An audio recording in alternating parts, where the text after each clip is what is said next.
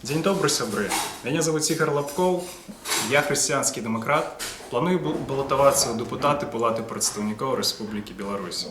Мэта, якая мяне абудзіла балатавацца ў Палату прадстаўнікоў, гэта абарона інтарэсаў жыхароў маленькіх гарадоў і не толькі. Беларуска-хрысціянскія дэмакраты шмат увагі надаюць экалогіі, здароваму ладу жыцця, выступаюць за будаўніцтва школ, паліклінік, дзіцячых садкоў. Я асабіста маю досвед па абароне інтарэсаў жыхароў горада Менска, бо ўсім вядома, што 3 раёны не маюць дасяжнасці да артэзіянскай вады. У парламенце я буду дабівацца прыняцця закона аб пераносе шкоднай вытворчасці за межы горада, у адпаведнасці з еўрапейскімі экалагічнымі нормамі.